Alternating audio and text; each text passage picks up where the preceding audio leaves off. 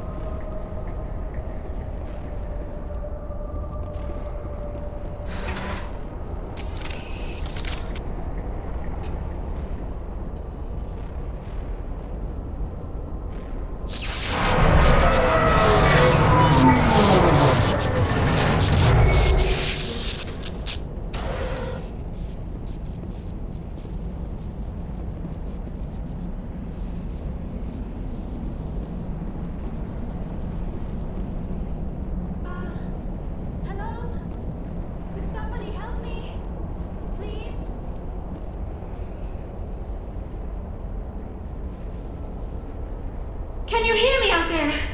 I'm trapped. I need help.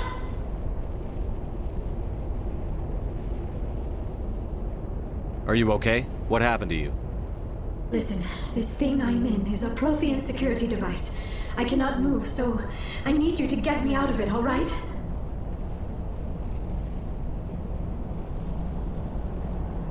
Your mother is working with Saren. Whose side are you on? What? I am not on anybody's side. I may be Benezia's daughter, but I'm nothing like her. I have not spoken to her in years. Please, just get me out of here. How'd you end up in there? I was exploring the ruins when the Geth showed up, so I hid in here. Can you believe that? Geth beyond the veil! I activated the tower's defenses. I knew the barrier curtains would keep them out. When I turned it on, I must have hit something I wasn't supposed to. I was trapped in here. You must get me out, please! Any suggestions on how we can help? There is a control in here that should deactivate this thing. You'll have to find some way past the barrier curtain. That's the tricky part. The defenses cannot be shut off from the outside. I don't know how you'll get in here. Be careful. There is a Krogan with the Geth. They have been trying different ways to get past the barrier.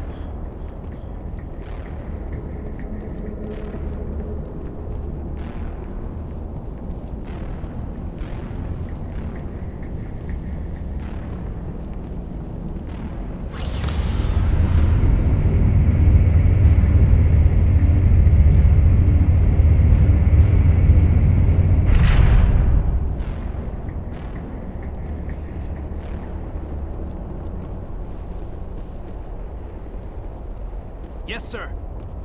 Let's get moving.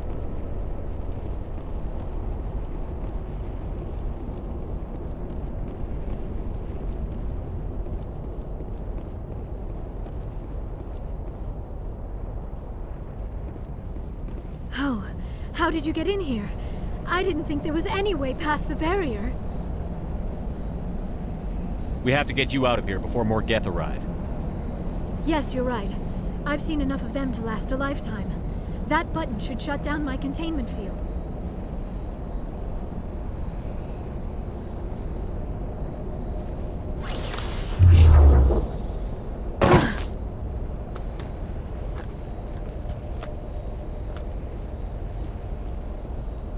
Any idea how we get out of this place? There is an elevator back in the center of the tower. At least I think it's an elevator. It should take us out of here. Come on! I still cannot believe all this. Why would the Geth come after me? Do you think Benezia's involved? Saren's looking for the conduit. You're a Prothean expert. He probably wants you to help him find it. The conduit, but I don't know. What the hell was that? These ruins are not stable. That mining laser must have triggered a seismic event. We have to hurry. The whole place is caving in. Joker, get the Normandy airborne and lock in on my signal. On the double, mister. Aye, aye, Commander. Secure and away. ETA 8 minutes.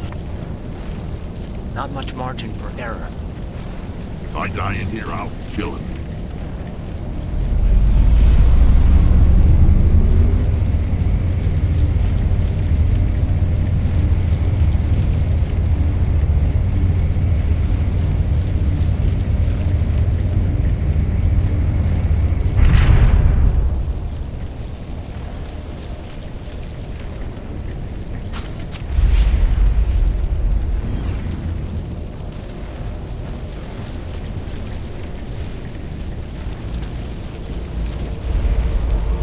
Surrender. Or don't. That would be more fun.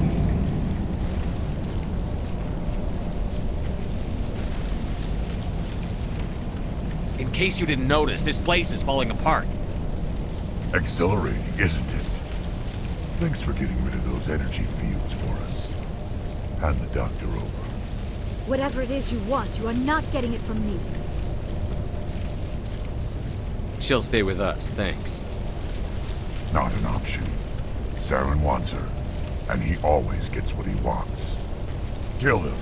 Spare the Asari if you can. If not, doesn't matter.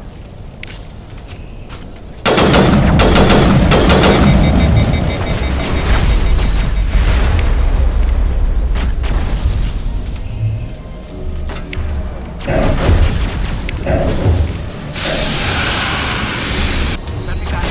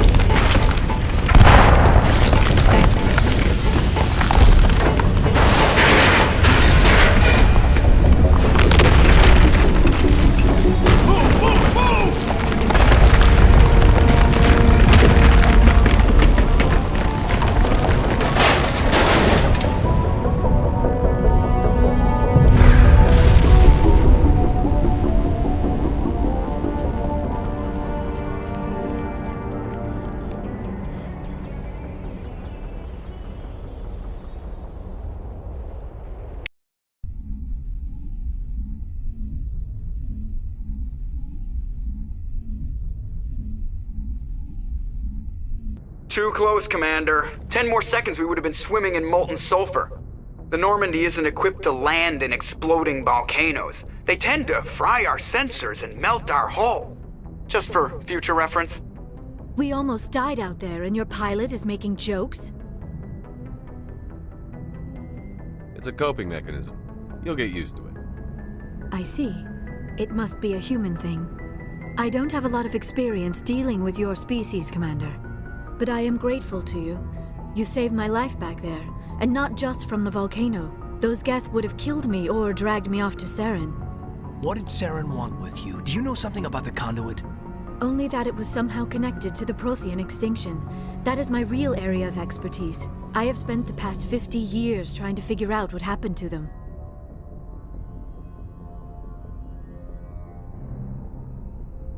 How old are you exactly?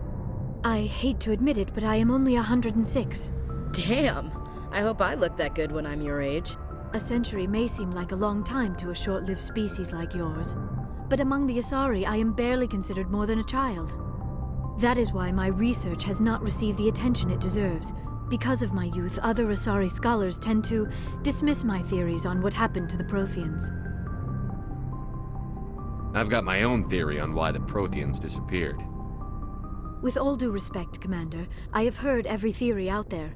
The problem is finding evidence to support them. The Protheans left remarkably little behind. It is almost as if someone did not want the mystery solved. It is like someone came along after the Protheans were gone and cleansed the galaxy of clues. But here is the incredible part. According to my findings, the Protheans were not the first galactic civilization to mysteriously vanish. This cycle began long before them. Where'd you come up with this theory? I thought there wasn't any evidence. I have been working on this for 50 years. I have tracked down every scrap and shred of evidence. Eventually, subtle patterns start to emerge, patterns that hint at the truth. It is difficult to explain to someone else. I cannot point to one specific thing to prove my case. It is more a feeling derived from a half-century of dedicated research. But I know I'm right, and eventually I will be able to prove it. There were other civilizations before the Protheans. This cycle has repeated itself many times over. If the Protheans weren't the first, then who was? I don't know. There is barely any evidence on the Protheans, even less on those who came before them. I cannot prove my theory, but I know I am right. The galaxy is built on a cycle of extinction. Each time a great civilization rises up, it is suddenly and violently cast down. Only ruins survive. The Protheans rose up from a single world until their empire spanned the entire galaxy. Yet even they climbed to the top on the remains of those who came before. Their greatest achievements, the mass relays and the Citadel, are based on the technology of those who came before them. And then, like all the other forgotten civilizations throughout galactic history, the Protheans disappeared. I have dedicated my life to figuring out why. They were wiped out by a race of sentient machines. The Reapers. The Reapers? But I have never heard of. How do you know this? What evidence do you have? There was a damaged Prothean beacon on Eden Prime. It burned a vision into my brain. I'm still trying to sort out what it all means. Visions? Yes, that makes sense. The beacons were designed to transmit information directly into the mind of the user. Finding one that still works is extremely rare. No wonder the Geth attacked Eden Prime. The chance to acquire a working beacon, even a badly damaged one, is worth almost any risk. But the beacons were only programmed to interact with Prothean physiology. Whatever information you received would have been confused, unclear. I am amazed you were able to make sense of it at all. A lesser mind would have been utterly destroyed by the process. You must be remarkably strong-willed, Commander. Okay, this isn't helping us find Saren or the conduit. Of course, you are right. I am sorry, my scientific curiosity got the better of me. Unfortunately, I do not have any information that could help you find the conduit, or Saren. I don't know why Saren wanted you out of the picture, but I think we'll be a lot better off if we bring you along. Thank you, Commander. Saren might come after me again. I cannot think of anywhere safer than here on your ship. And my knowledge of the Protheans might be useful later on. And her biotics will come in handy when the fighting starts. Good to have you on the team, Liara. Thank you, Commander. I am very grateful. Oh, I am afraid I am feeling a bit lightheaded. When was the last time you ate or slept? Dr. Chakwa should take a look at you. It is probably just mental exhaustion, coupled with the shock of discovering the Protheans' true fate. I need some time to process all this. Still, it could not hurt to be examined by a medical professional. It will give me the chance to think things over. Are we finished here, Commander? Go see the doctor. The rest of you, dismissed. Mission reports are filed, Commander. You want me to patch you through to the Council? Patch him through, Joker. Setting up the link now, Commander. We've received your report, Commander. I understand Dr. Tassoni is on the Normandy. I assume you're taking the necessary security precautions. Liara's on our side. The Geth were trying to kill her. Benezia would never allow Saren to kill her daughter. Maybe she doesn't know. Or maybe we don't know her. We never expected she could become a traitor. At least the mission was a success. Apart from the utter destruction of a major Prothean ruin. Was that really necessary, Shepard? The Geth were crawling all over those ruins. We were lucky to make it out alive. Of course, Commander. The mission must always take priority. Good luck, Commander. Remember, we are all counting on you.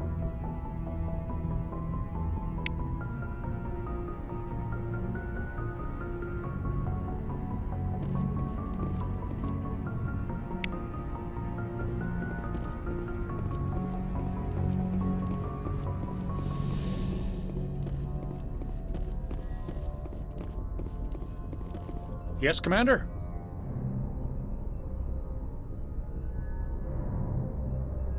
Carry on, Presley. Yes, sir.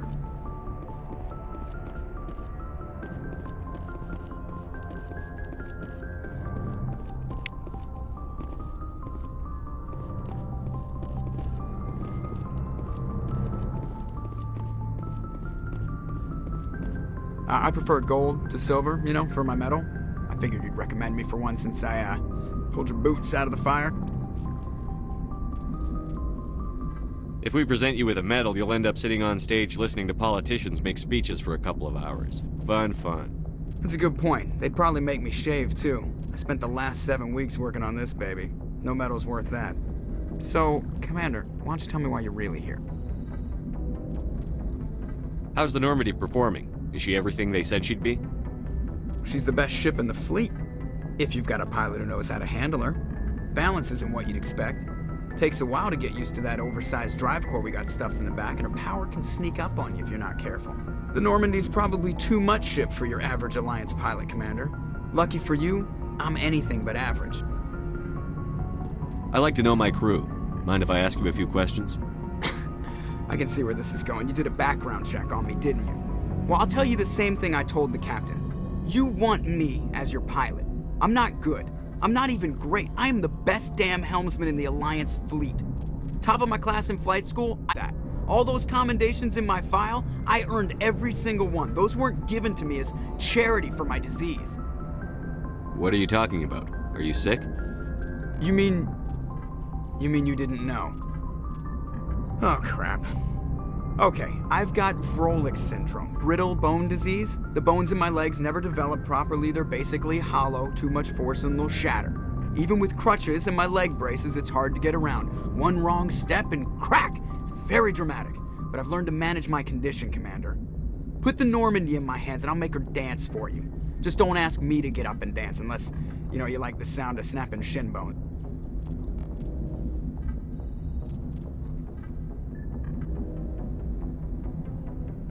I need to know more about this Vrolik syndrome if I'm putting my ship in your hands. Yeah, of course you do. It's an extremely rare condition. Nobody knows exactly what causes it. Genetic, maybe. It's treatable, but there's no cure. They classify my case as moderate to severe. I was born with over a dozen fractures, hip, thighs, ankles. My bones were already breaking in the womb. 100 years ago, I wouldn't have survived past my first year. Lucky for me, modern medical science has turned me into a productive member of society.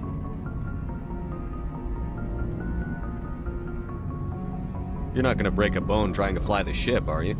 I don't fly with my feet, Commander, so I'm fine as long as I'm in this chair. I gotta be real careful when I get up to take a piss, though. I can do my job as well as anyone on the ship. Better, actually. So don't worry about it. I'm not trying to make you uncomfortable. Let's talk about something else. Whatever you want, Commander. Why does everyone call you Joker? It's a lot shorter than saying Alliance Flight Lieutenant Jeff Moreau. Plus, I love to make little children laugh.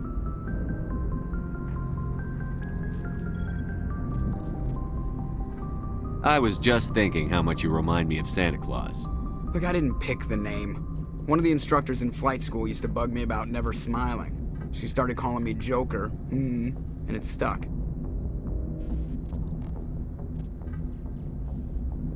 How'd you end up joining the Alliance?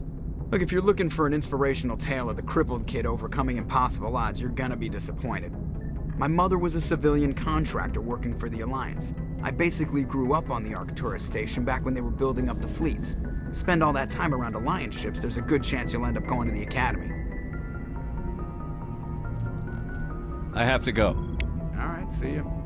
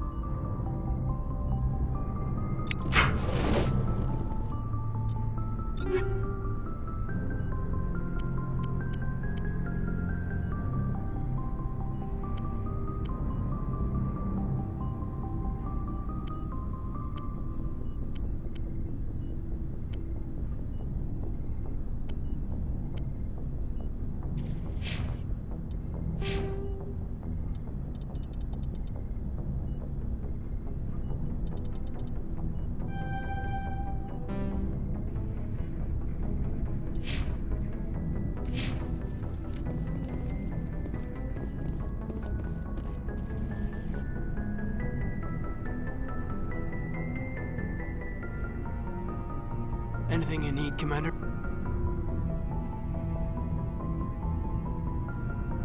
What's your opinion on the last mission? Dr. Tassoni. Seems like a sweet girl. Easy on the eyes. I mean, if you like the bookish sort.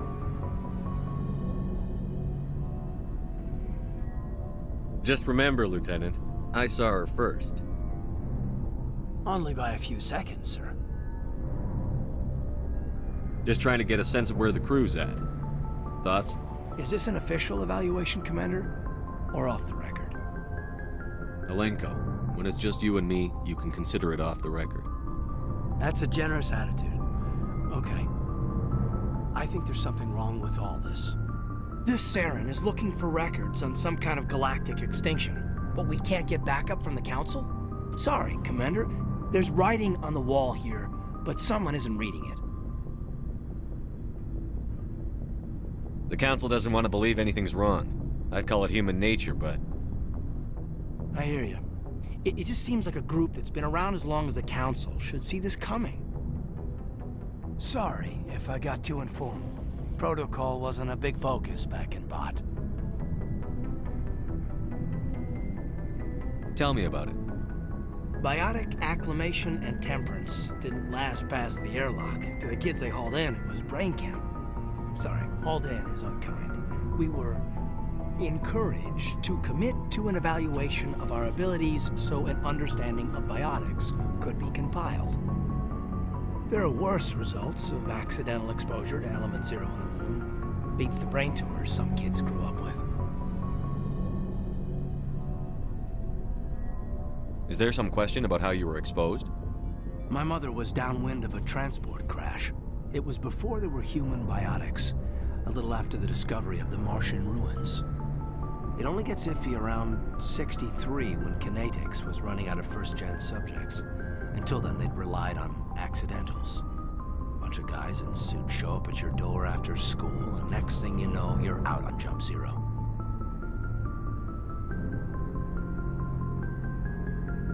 Jump Zero is Gagarin Station, right?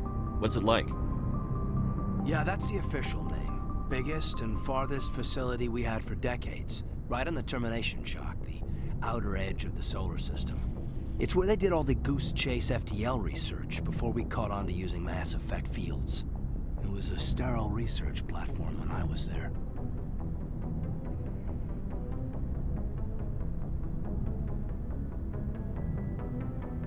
You know of any intentional exposures for certain? No one knows. Doesn't mean they didn't happen. As big as the exposures were, it was hard to track down accidentals. It was different then. No one knew the potential, so there wasn't a lot of regulation. Anything Kinetics did was gold. I'm not saying they intentionally detonated drives over our outposts, but in retrospect, they were damn quick on the scene. There were other kids in the same boat, right? At least you weren't alone out there. That's true. We did have a little circle that'd get together every night before lights out. We didn't have much to do, though. It was a research platform then, and Kinetics kept Jump Zero off the extranet to prevent leaks. Jump Zero's a long way from home. What was it like? The grand gateway to humanity looks a lot better in the vids. But that's my own baggage, Commander. No bearing on this. Alenko, there's no regulation that says you can't be friends with your commander. I appreciate that, Commander. I just don't want you to think that I'm a whiner. Besides, I've got my past squared away.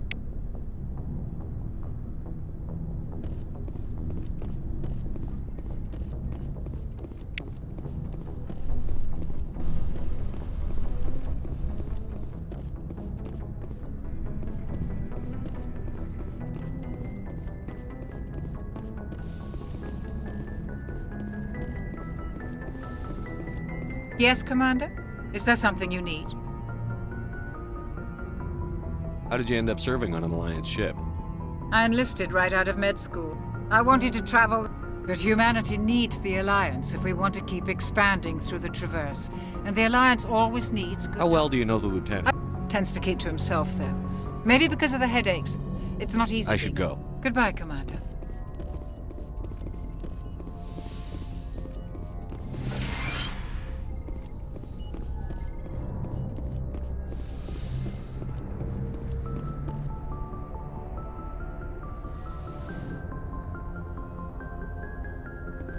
Commander, are you coming to check up on me? You look much better. How are you feeling? Dr. Chakwas assures me I am going to be fine. I was impressed with her knowledge of Asari physiology. You're in good hands. Dr. Chakwas knows what she's doing. I never properly thanked you for saving me from the Geth, Commander. If you hadn't shown up... I'm just glad we got there in time. So am I. I know you took a chance bringing me aboard this ship. I have seen the way your crew looks at me. They do not trust me. But I am not like Benezia. I will do whatever I can to help you stop Saren. I promise. Don't worry, Liara. I trust you. I know you won't let me down. It means a lot to hear you say that, Commander. Thank you.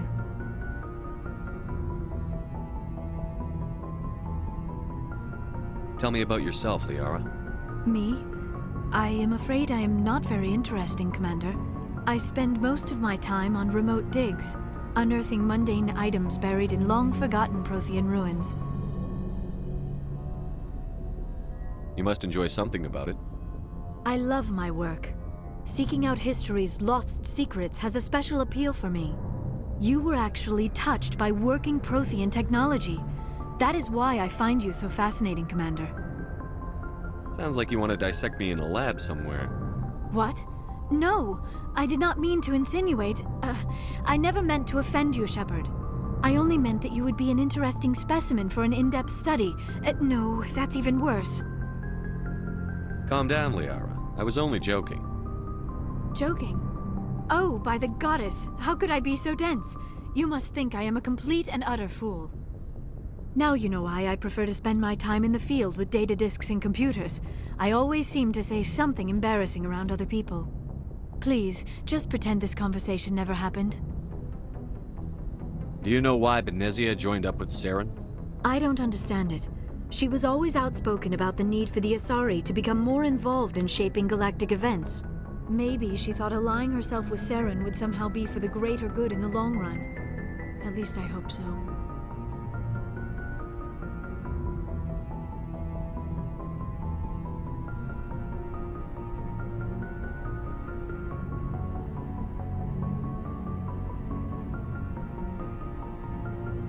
This hurts you, doesn't it?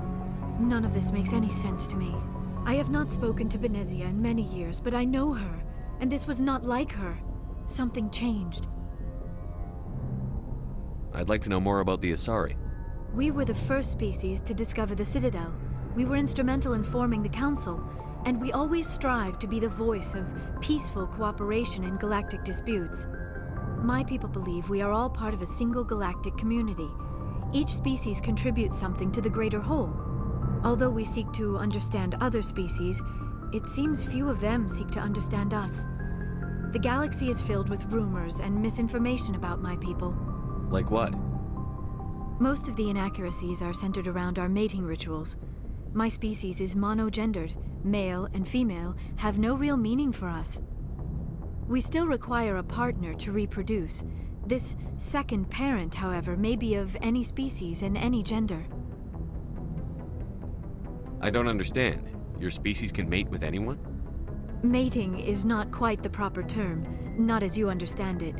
Physical contact may or may not be involved, but it is not an essential element of the union. The true connection is mental. Our physiology allows us to meld with other beings. We can touch the very depths of their minds. We explore the genetic memory of their species. We share the most basic elements of their individual and racial identities. We then pass these traits on to our daughters. It is how we learn to grow as a species and how we develop a greater understanding of other races. What happens to your partner after the union? Every relationship is different. Some unions are a single encounter with both parents parting ways afterwards. Others can be more long-term. Sometimes an Asari and her partner will stay together for many decades.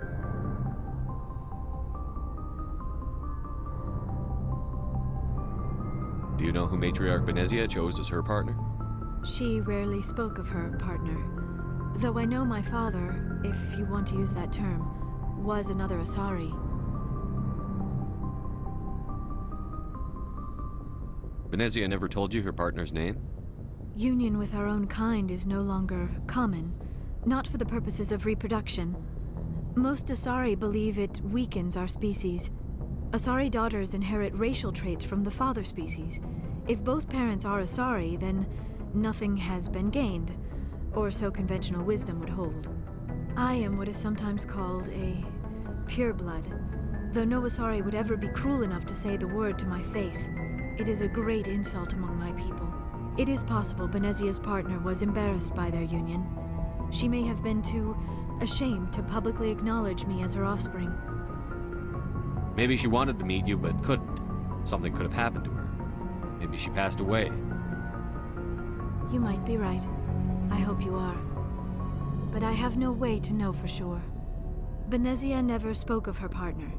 Whatever happened, it caused her too much pain to dwell on it. She raised me by herself, though that is not uncommon. Many Asari raise their children alone, particularly if the father species is short-lived. Often the partner will pass on long before the child reaches maturity.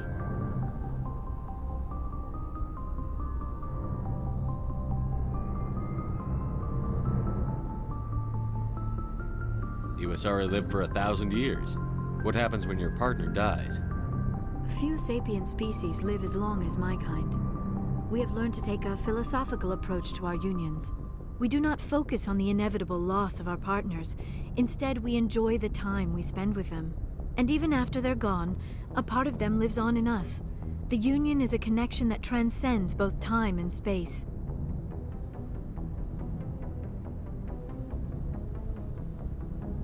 I should go. Goodbye, Shepard.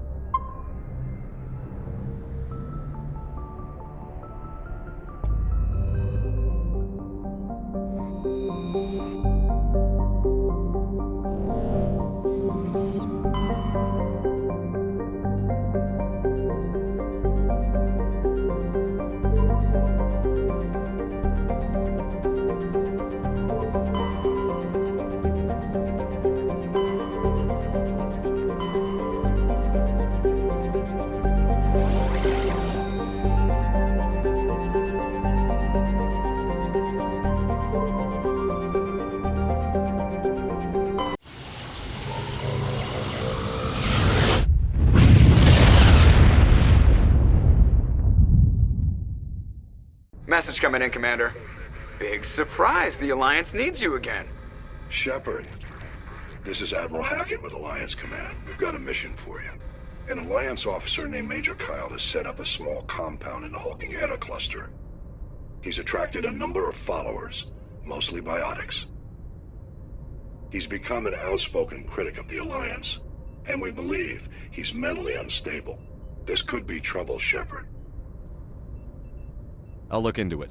3 days ago, we sent 2 Alliance representatives to meet with him at his compound. They've disappeared. We believe Kyle and his followers killed them. That compound is a cult, Shepard. They call him Father Kyle now. He set himself up as some kind of religious leader.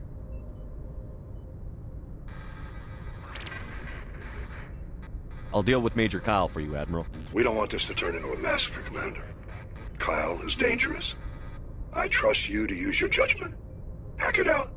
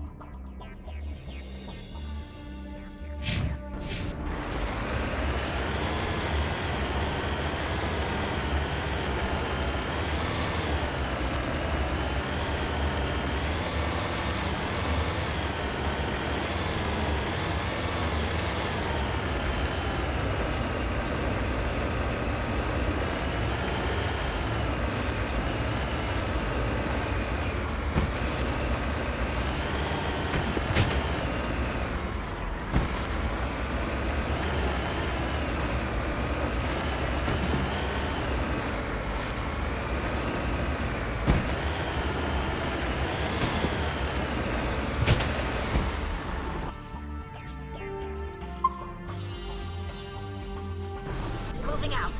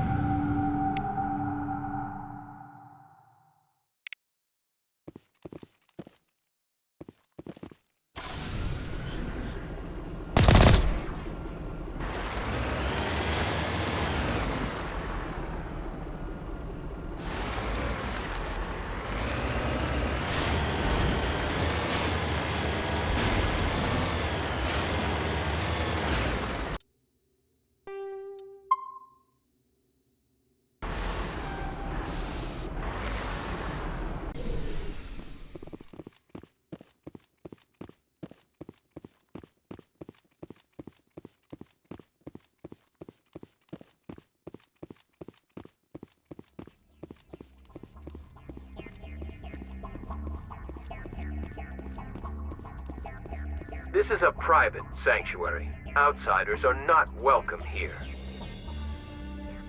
I need to talk to the man in charge. It's important. Father Kyle wants nothing more to do with the Alliance. I want this to end peacefully. If he doesn't see me, people could get hurt. We won't let you take Father Kyle away. He protects us. We need him. The Alliance wants someone to pay for those murders. Let me speak to Major Kyle, and maybe I can find some way to help you all get out of this alive. Wait. Father Kyle will speak with you. Head to the building at the far end of the compound. He'll meet you there.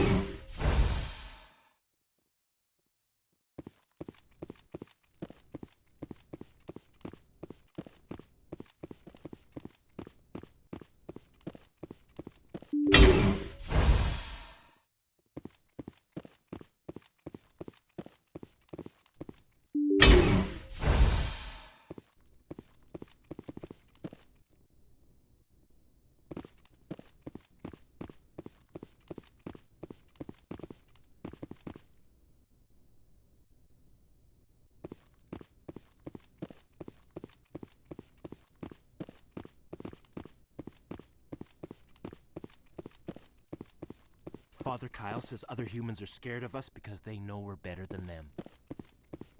Everyone looks at us like we're freaks, just because we have biotics. Don't try anything. We're watching you.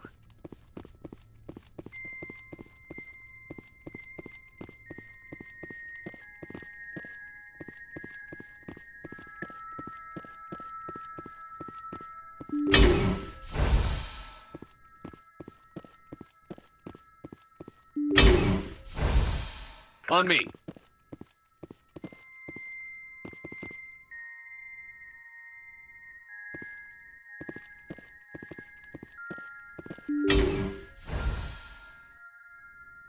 I am Major Kyle. I know why you've come. We have no quarrel with you. Why can't you just leave us alone? What happened to those other Alliance officers? The ones who came before me? They wanted to take me away from here. They wanted me to abandon this place, turn my back on my family. They spoke blasphemy. I did what I could to make their end quick and painless. I had no other choice. It was necessary to protect my children. Only I can keep them safe.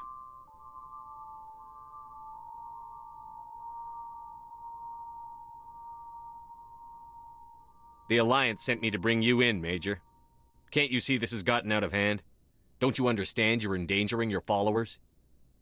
I respect that you have come under a banner of peace, but I cannot do as you ask. If you take away their father, my children will be helpless. You ordered your followers to kill those Alliance investigators. You must face the consequences of your actions. Do you really want your children to suffer for your sins too? No, this was my fault. My children are innocent, pure. Please, I never meant for this to happen. I'm sorry.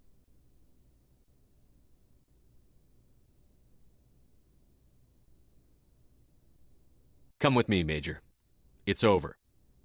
Wait, if my children see you taking me away, they won't understand. They will attack and you will be forced to kill them all.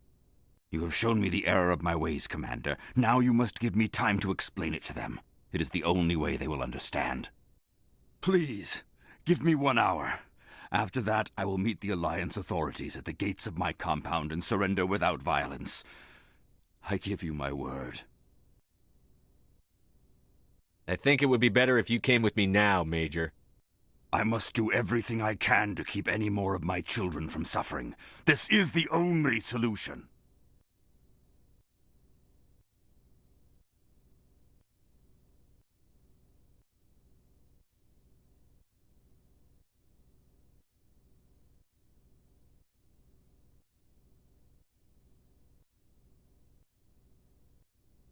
We do this my way, Major. Now move out. I speak, but you do not hear. You are like the others. A blasphemer who must die. Over there.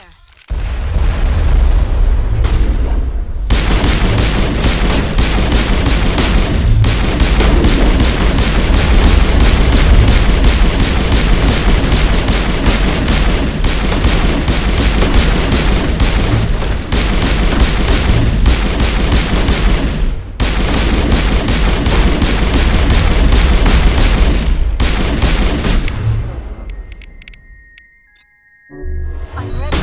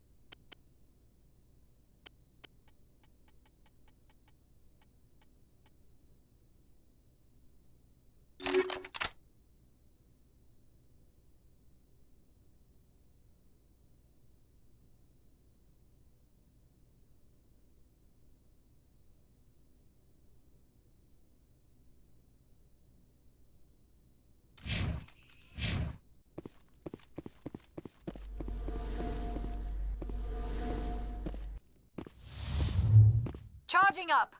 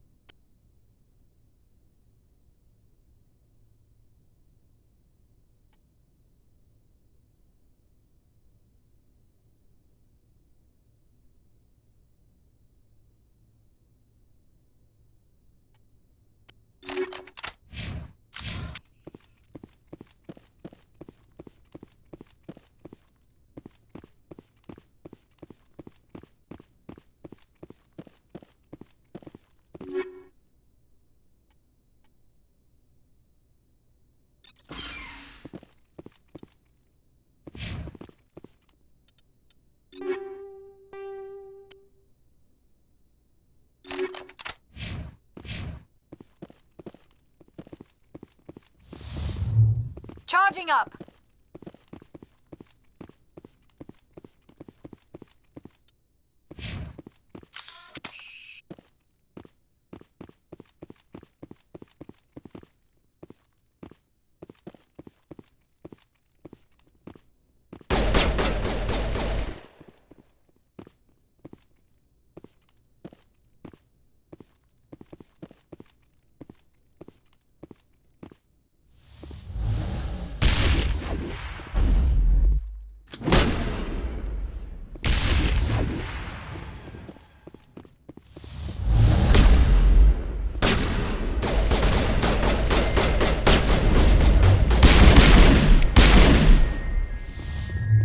Powering up.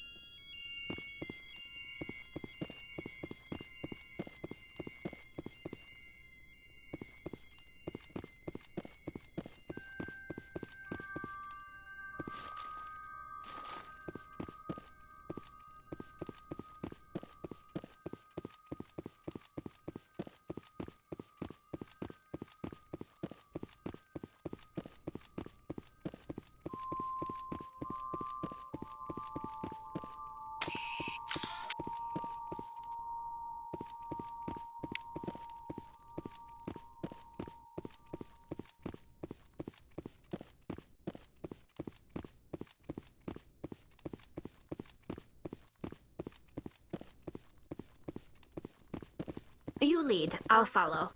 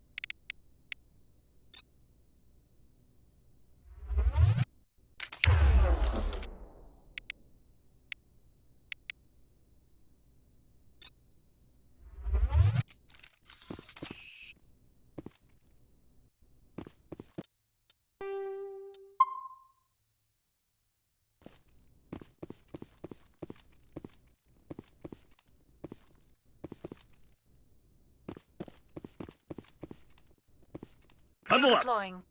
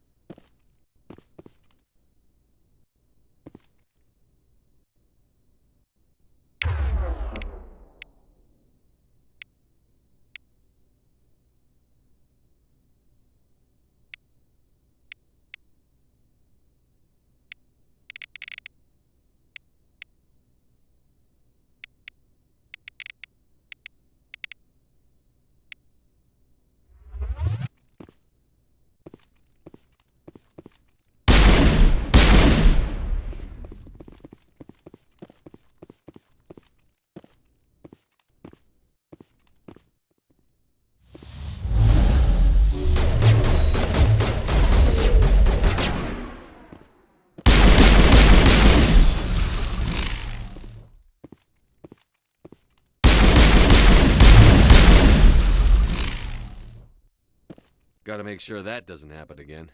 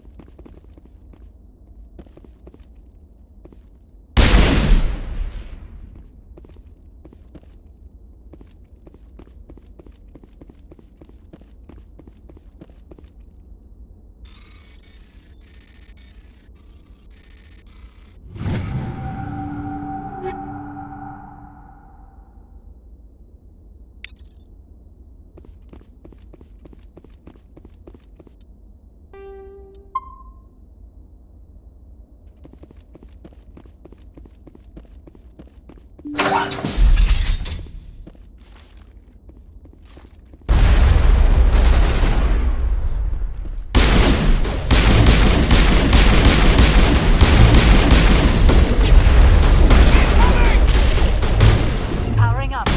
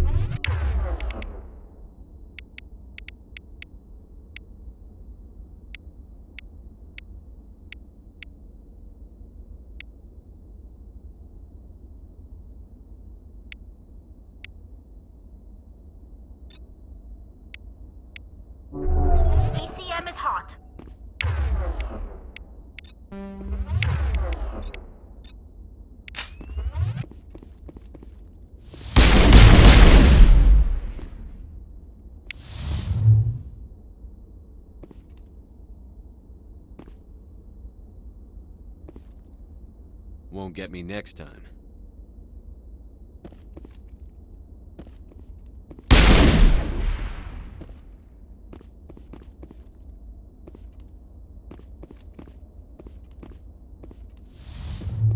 Bring it on.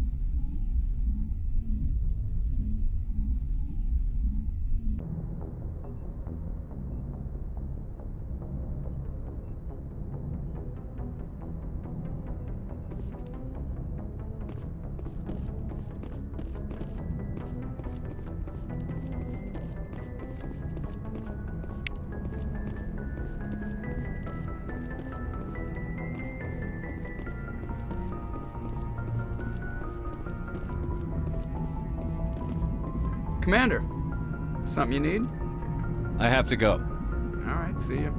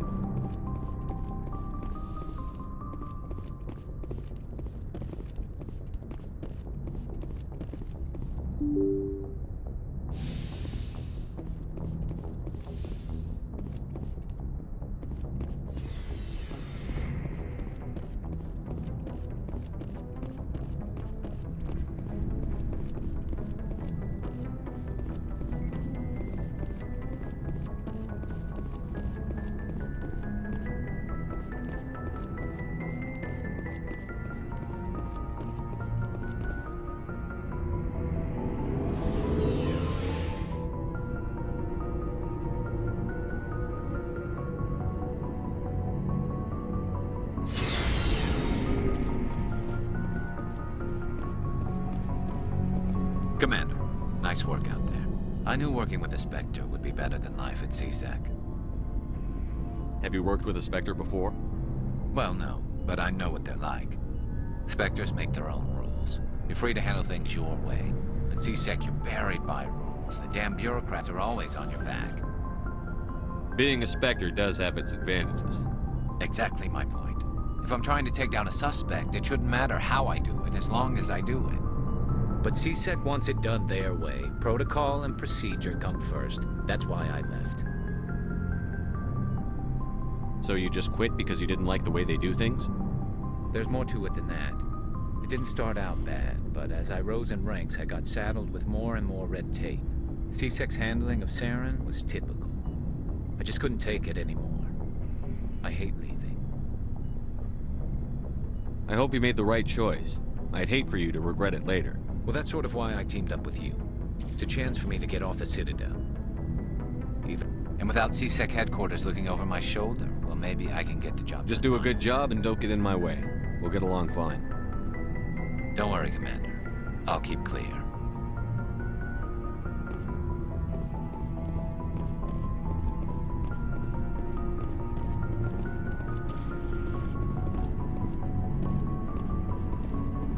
Shepard, what can I do for you? What's your story, Rex? There's no story. Go ask the Quarian if you want stories. You Krogan live for centuries. Don't tell me you haven't had a few interesting adventures. Well, there was this one time the Turians almost wiped out our entire race. That was fun. I heard about that. You know, they almost did the same to us. It's not the same. It seems pretty much the same to me. So your people were infected with a genetic mutation? An infection that makes only a few in 1,000 children survive birth? And I suppose it's destroying your entire species? I suppose it isn't all the same. I don't expect you to understand, but don't compare humanity's fate with the Krogan. I was just making conversation. I wasn't trying to upset you. Your ignorance doesn't upset me, Shepard. As for the Krogan, I gave up on them long ago. The genophage infected us, but it's not what's killing us.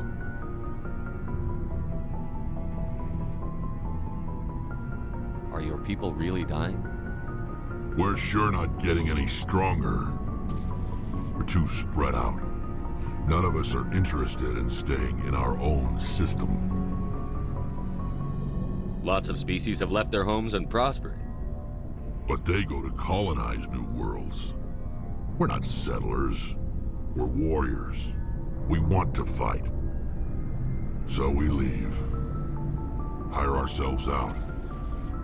And most of us never go back. What can you tell me about the Genophage? Ask the Solarians if you want details.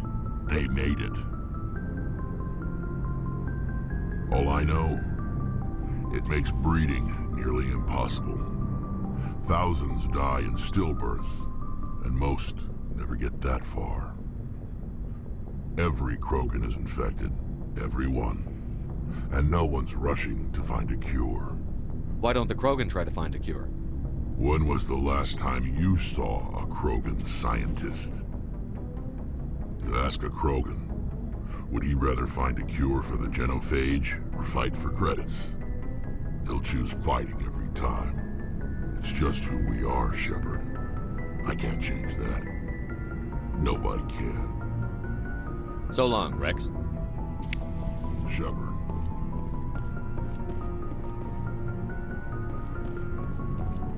Hey, Commander. Looking for some extra supplies before you head out? What have you got? Whatever you want. Armor, weapons, mods. It's not standard Alliance issue, but that's not necessarily a bad thing. Well, as long as you don't mind paying for it. Why should I pay you for my weapons and armor? My stuff doesn't come from the Alliance. I have to purchase it myself, and it's not cheap. Hell, the licenses alone have set me back more than I'd like. But no licenses, no goods. Without the goods, I'm out of a job. Let's see what you've got. You bet, Commander.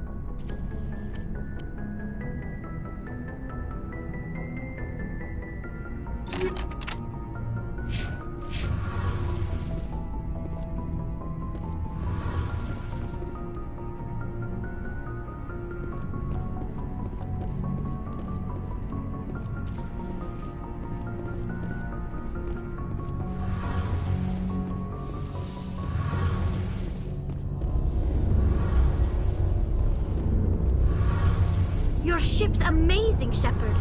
I've never seen a drive core like this before. I can't believe you were able to fit it into a ship this small. I'm starting to understand why you humans have been so successful. I had no idea Alliance vessels were so advanced. The Normandy's a prototype. Cutting-edge technology.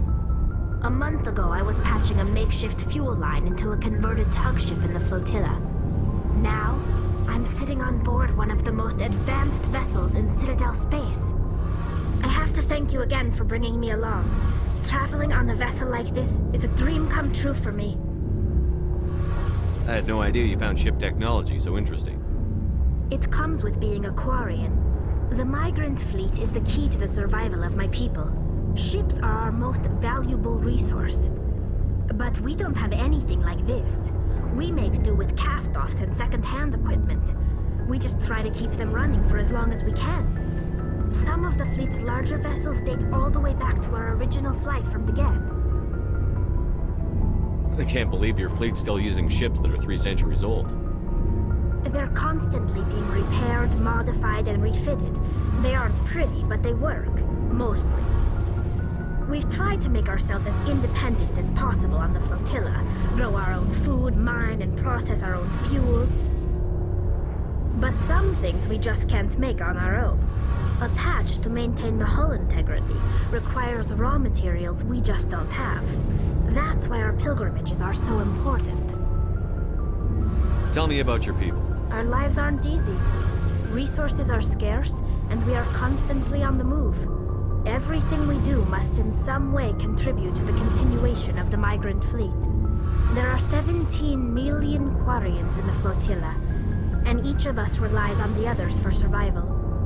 The bonds among my people are strong. Unfortunately, we have had to surrender many of the freedoms and civil liberties other species take for granted. What kind of freedoms? Well, it's illegal for parents to have more than one child. If our population grows too much, it would strain our resources to their breaking point. Of course, we also can't allow our numbers to become too few. If our population is in decline, the rule against single births is temporarily repealed. In extreme cases of population decline, incentives are even offered to encourage multiple births, though the Conclave hasn't had to take such measures in nearly a century. That's your government. The Conclave is our civilian branch of government. Each ship can elect a representative to serve on the Conclave and make decisions that affect the fleet as a whole. On matters that affect an individual ship, however, the captain has the final say. It's a tradition that dates back to the early days, when the fleet was governed by martial law. Fortunately, most captains nowadays are smart enough to have an elected council from their crew to give them advice and guidance. So the ultimate power rests with elected officials. In practice, the Conclave and the respective council for each ship tend to set the rules that govern our daily lives. But in theory, we are still under military jurisdiction. The 5 top-ranking military officials in the fleet serve on the Admiralty Board. These 5 have the power to overrule any decision by the Conclave in case of emergency. To do so requires unanimous agreement among the Admiralty, and they can only do this once. After that, the entire board must resign their posts. It's a safeguard that served us well. In nearly 3 centuries, the Admiralty Board has only overruled the Conclave 4 times. I want to know more about the Geth. I doubt I can tell you anything you don't already know. It's been almost 3 centuries since they drove my people into exile. All All I know is the story of their origins. What they were when we created them, and how they turned on us. Interesting. The Geth were originally created to serve as an automated manual labor force. Initially, their intelligence was as limited as any VI. Over time, we made small modifications to their programming to allow them to perform more varied and complex tasks, bringing them closer and closer to true AI status.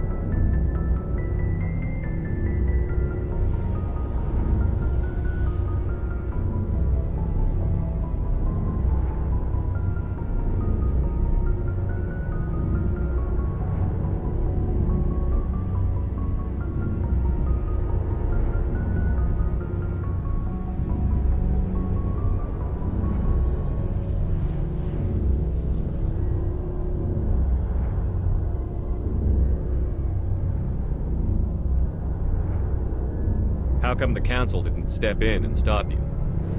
This wasn't true AI research. We may have been skirting the bounds of the law, but we never did anything that was actually illegal. The changes were so insignificant, so gradual, that we were able to control them. Or so we thought. But one thing we underestimated was the power of the neural network. A million Geth thinking simultaneously created an inherently unstable matrix.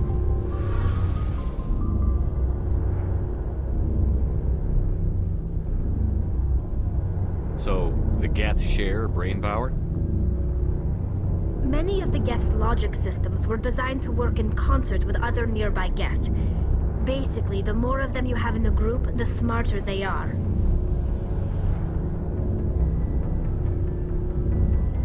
So there's some sort of group consciousness? No, nothing like that. They cannot share sensory data or information. Their programming cannot handle that much simultaneous input. Each Geth maintains an individual awareness and identity. The neural network only operates on a process-based level. It's basically the synthetic equivalent of a subconscious. But when they're in close proximity, they can coordinate low-level functional processes, freeing up more capacity for original or independent thought.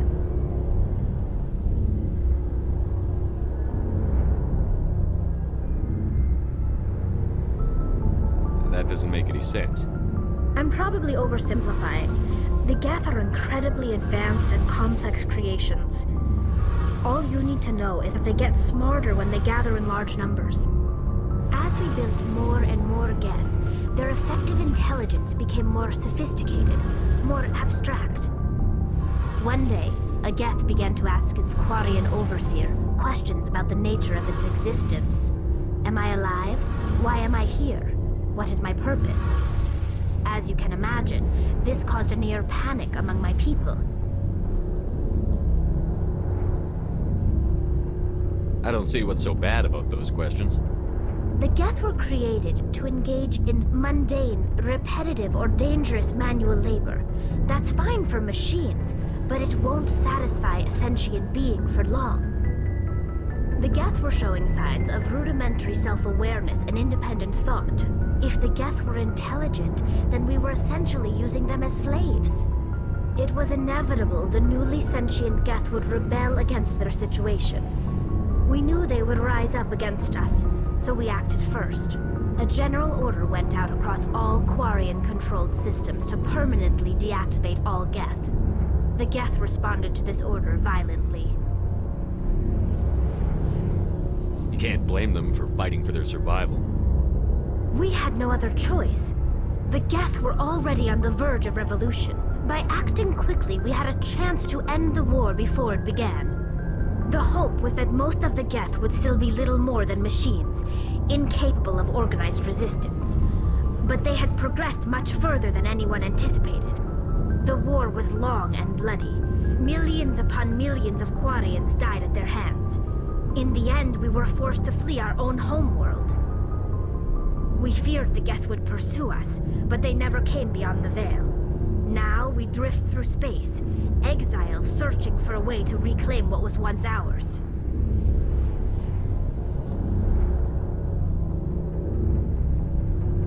It's hard to feel sorry for you. Your ancestors tried to wipe out another species. We made a mistake when we created the Geth in the first place, but we did not make a mistake when we went to war against them. If we had not acted, they would have wiped us out. They're a synthetic life form. They have no use for organics. None. Why do you think they cut themselves off from the rest of the galaxy? Why do you think they've killed every organic being who's ever tried to contact them?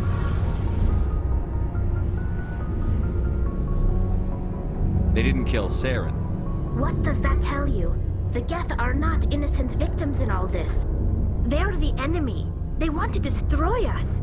Not just the Quarians. All organic life. That's why they've joined up with Saren. And that's why we have to stop him.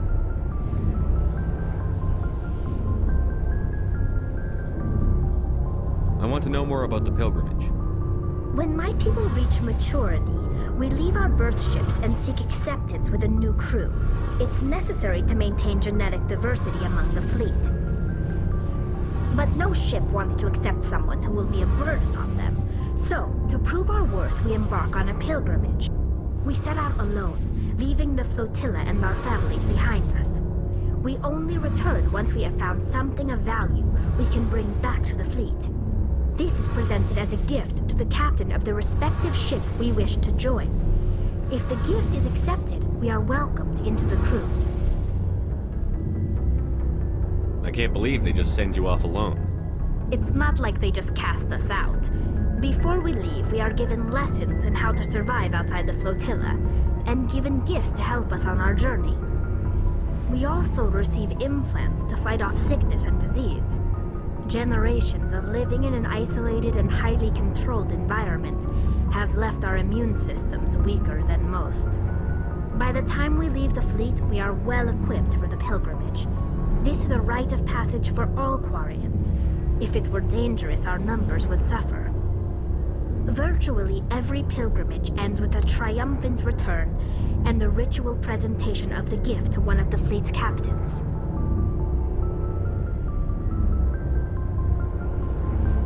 Can a captain choose to reject the gift?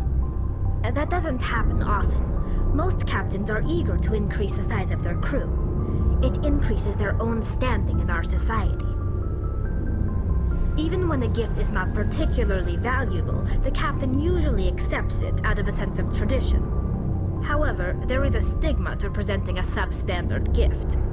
It's not the best way to make a good impression on a new community. Most pilgrims don't return until they find something worthwhile.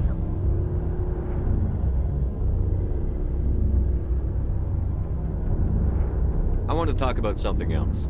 Like what?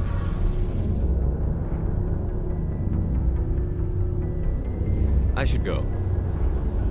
See you later.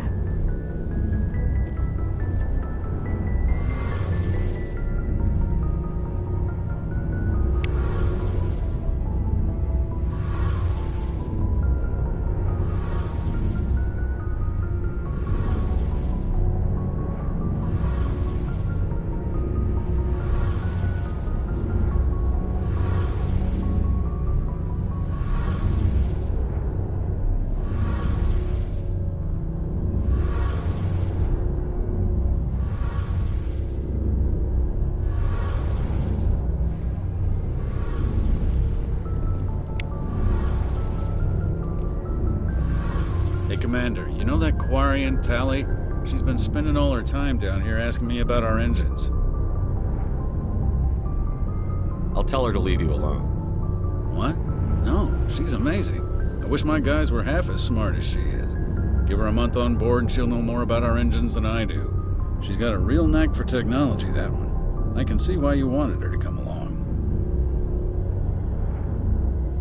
I figured she'd be a real asset to the team. You got an eye for talent, Commander, but I'm guessing that's not why you came down here.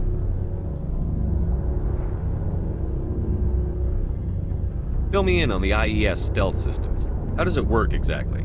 You can't hide a ship out in space. They emit too much heat and radiation, too easy for sensors to pick them up, unless you find a way to capture those emissions. So our stealth systems trap the energy we give off in storage sinks built into the ship itself, no emissions to give away our location. Eventually the sinks have to be vented. More than a few hours silent running and they overheat, cook us inside our own hull.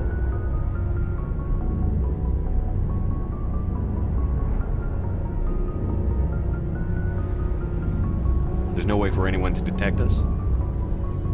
A visual scan can still pick us up. Anyone looking out a window can see us plain as day. But you have to be pretty close to get an actual visual out in space. Most vessels rely on scanners. As long as the stealth systems are engaged, they can't see us. Not unless we accelerate to FTL speeds. Why doesn't it work with faster-than-light travel? Cranking up the FTL blue shifts our emissions, pushes them into frequencies too high to capture in the sinks. As soon as we make the jump, it's like setting off a flare. Sensors can pick up our location whenever we enter or exit FTL flight, but for short-range missions, our stealth systems are amazing, and we've got the only one.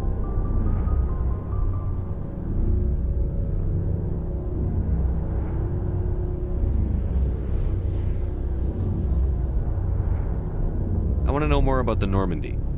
She's the best ship I've ever served on, probably the fastest vessel ever designed. And she's the only one using the new Tantalus drive core. What's so special about the Tantalus drive core?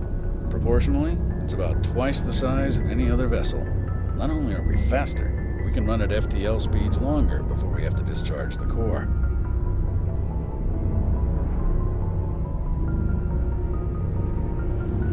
Where else have you served, Adams? If you name a class of Alliance ship, I've probably served on it. Everything from dreadnoughts and carriers right down to frigates like the Normandy. My last assignment was on the Tokyo, only a cruiser, but she was a good ship. Couldn't hold a candle to the Normandy, though.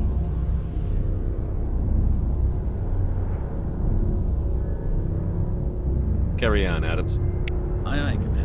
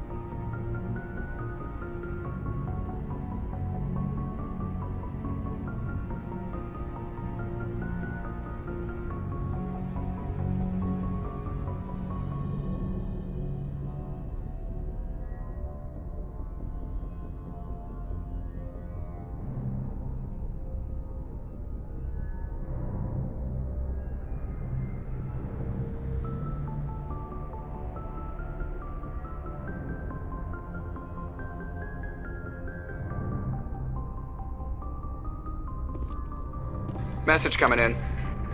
Patching it through. Admiral Hackett here, Commander. Your helmsman just forwarded your report on Major Kyle. We never like to see civilian casualties, but I think we all knew how this was going to end. You did what you had to do. Good news vids are going to pick up this story for sure, but we'll keep your name out of it, Shepard. Hackett out.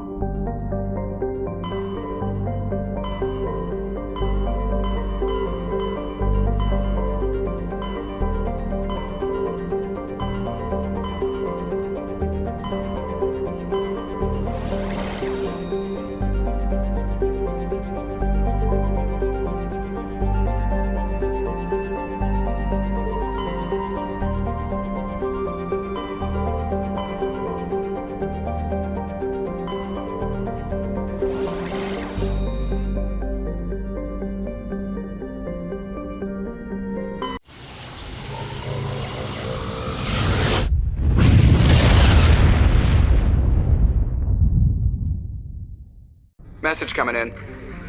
Patching it through. Commander Shepard, my name is Nasana Dantius. I have a job for you. I can't say any more in an unsecured communication. If you're interested in hearing my offer, meet me on the Citadel so we can talk in person. I'll be waiting in the Diplomat's Lounge on the Presidium.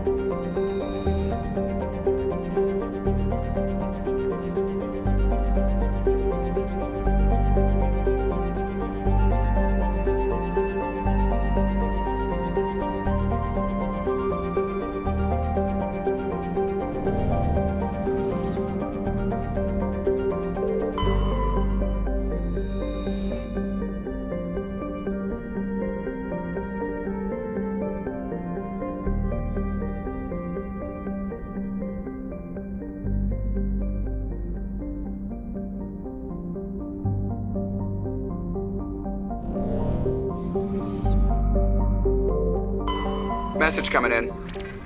Patching it through. General distress call. The Sacred Angel medical transport. Critical system failure. Losing power. Emergency landing. Argos. Communications failing. Life support and emergency transponder. Won't last. Please hurry.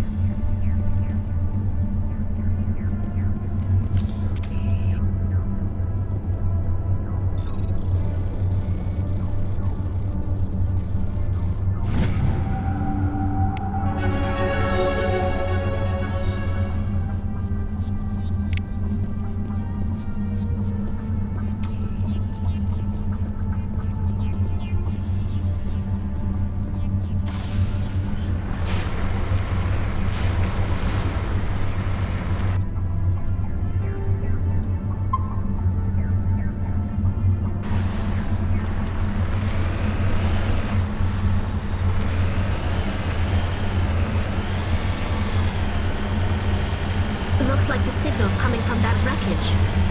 Careful, Shepard. I've got a bad feeling about this. Yeah! There's a trap!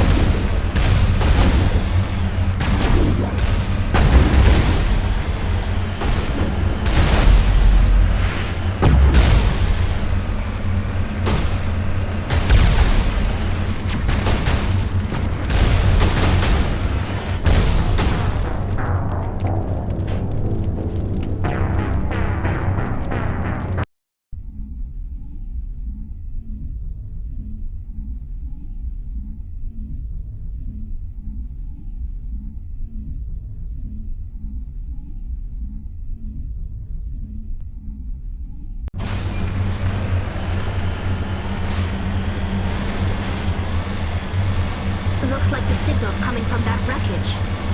Careful, Shepard. Yeah! There's a trap!